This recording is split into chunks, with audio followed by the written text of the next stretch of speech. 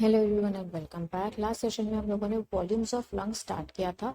हम लोग already tidal volume, inspiratory reserve volume और इंस्पिरेटरी कैपेसिटी लास्ट सेशन में देख चुके हैं। अगर आपने नहीं देखा तो प्लीज जाके वो भी आप देख लेना। आगे बढ़ के जो हम और वॉल्यूम्स के बारे में बात कर रहे हैं, that includes the very first expiratory reserve volume. अब बात को समझो। आप जब नॉर्मली एक्सपायर करते हो तो 500 ml तो आप निकालते हो बॉडी के बाहर ब्रीथ करके। लेकिन अगर मैं बोलूँ कि जोर से सांस बाहर छोड़नी है तो नॉर्मल 500 ml को छोड़ के आप और भी एक्स्ट्रा एयर जो है उसको बाहर रिलीज करते हो। तो ये जो एक्स्ट्रा एयर बाहर आई है, पूरी एयर की हम बात कर रहे हैं, सिर्फ एक्स्ट्रा एयर जो बाहर आई है, इसको हम कहते हैं expiratory reserve volume. So it is the amount of air that is expired with maximum effort in excess to tidal volume. In excess is the important term. अगर विथ टाइडल वॉल्यूम होता तो वो टोटल अमाउंट ऑफ एयर जो expire होती वो होती। ये access है तो इसकी वैल्यू होती है 1000 ml टू 110 ml, यानी अंदाजा अंदाजा 1 to 1.1 लीटर। समझ आई बात? लेकिन अगर आप बोलोगे टोटल एयर बताओ मैम, टोटल एयर आपने कितनी एक्सपायर की, now that is called as expiratory capacity, यानी टोटल आपकी कैपेसिटी कितनी थी।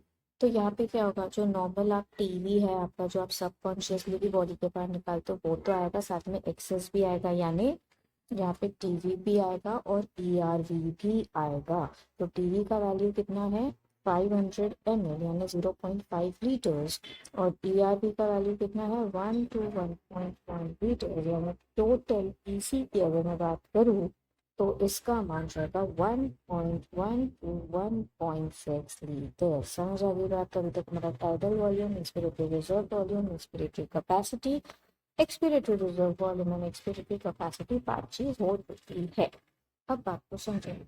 अगर मैं आपको बोलूंगी कि जितनी एयर है पूरी निकाल दो बॉडी के बाहर, जितनी निकाल सकते हैं, आप जोर से ब्रीथ आउट करोगे, एक्सपायर करोगे, पर क्या आपको लगता है आपके लंग का जितना भी होता सारा आपने निकाल दिया? ऐसा कभी नहीं होता।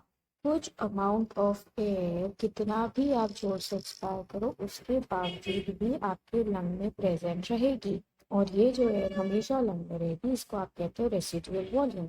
जब भी आप कोई केमिकल रिएक्शन करते हो तो क्या होता है, एक रेसिड्यू बच जाता है, जो बच गया उसको हम रेसिड्यू कहते हैं। तो हम रेसिडुअल वॉल्यूम के लिए क्या लिखेंगे? So it will be the amount of air which remains in the lung even after a forceful expiration। तो ये टोटल अमाउंट ऑफ एयर कितना बचता है? तो अंदाजा अंदाजा 1200 ml यानी कि 1.2 लीटर। तो तुम बोलोगे यार मैम जोर से फोर्सफुली एक्सपायर कर दिया फिर भी एयर हमारे अंदर है, पीछा नहीं छोड़ रही। क्यों? ये बहुत जरूरी है। अगर ये एयर आपके अंदर नहीं रहेगी तो जो आपके लंग्स है वो कोलैप्स हो जाएंगे, वापस से वो एयर डाल के फूलेंगे ही नहीं। तो हम कहेंगे residual volume is important in order to avoid और प्रिवेंट कोलैप्सिंग ऑफ लंग्स। तो नाउ आई होप जो मेरे वॉल्यूम्स है अलग अलग लंग के वो आपके लिए क्लियर है। So let's meet soon in the next session.